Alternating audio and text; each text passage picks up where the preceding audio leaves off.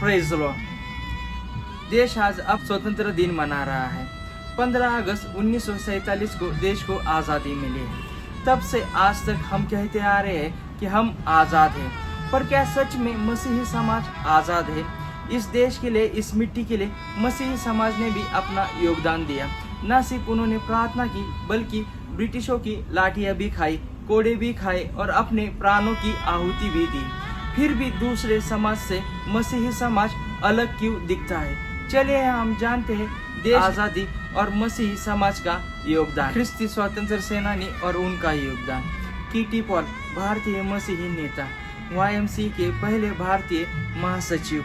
गांधी जी के साथ मिलकर उन्होंने ग्रामीण विकास और सामाजिक सुधार में योगदान दिया। शिक्षा और किसानों के उत्थान के लिए काम किया ताकि भारत आत्मनिर्भर बन सके। अकम्मा चेरियन, केरल की वीर स्वतंत्र सेनानी, जिन्होंने 1938 में त्रावणकोर में, मतलब आज के केरल में, जन विरोधी आंदोलन का नेतृत्व किया। उन्होंने अपनी शिक्षिका की नौकरी छोड़ दी और गांधी जी से प्रेरित होकर उन्होंने त्रावणकोर स्टेट कांग्रेस में शामिल हो गए।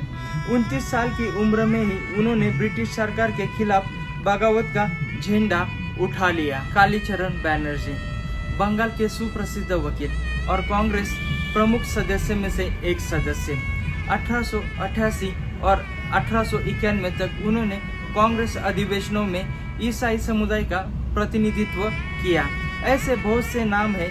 ये वीर स्वतंत्र सेनानी अपने धर्म से ऊपर उठकर राष्ट्र सेवा में समर्पित हो गए।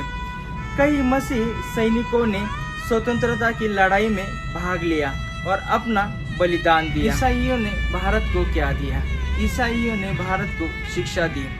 Madras Christian College, Saint Stephen's Bishop College और सैकड़ों स्कूल। हमने अस्पताल दिया। Vellore Christian Medical College, Tata Memorial में शुरुआती योगदान और गांव-गांव में डिस्पेंसरीज। हमने अनाथों को घर दिया, आदिवासियों को सम्मान दिया और जात पात के बंधन को तोड़ दिया। आज के भारत का मसीही समाज के प्रति देखने का नजरिया कैसा है? आज भारत के हर एक राज्य में अलग अलग मसीही विरोधी कायदे या कानून बनाए जा रहे हैं। हाल ही में महाराष्ट्र सरकार ने भी एक ऐसा कानून बनाया है।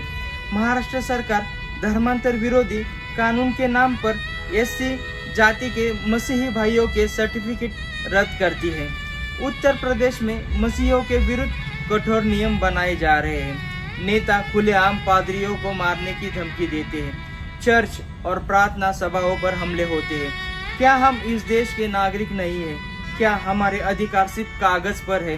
क्या हमारा खून, हमारे बलिदान और हमारा योगदान गिना नहीं जाएगा? ये हर एक सवाल उस भारतीय समाज को या उस नागरिक को है जो खुद को भारतीय कहता है। हम इस देश के वफादार नागरिक हैं। हम इस देश की सेवा करते हैं बिना किसी भेदभाव के, क्योंकि ये देश हमारा है।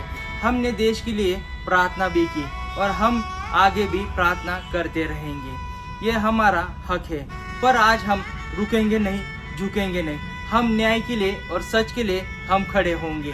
इस स्वतंत्रता में हमने देश को शिक्षा दी, स्वास्थ्य दिया, सेवा दी और सबसे बड़ा अपना खून भी दिया, क्योंकि ये देश हमारा है और हम देश के हैं। हम अब रुकेंगे नहीं, झुकेंगे नहीं। हम न्याय के लिए खड़े रहेंगे, सत्य के लिए खड़े रहेंगे। जय भारत, जय यीशु।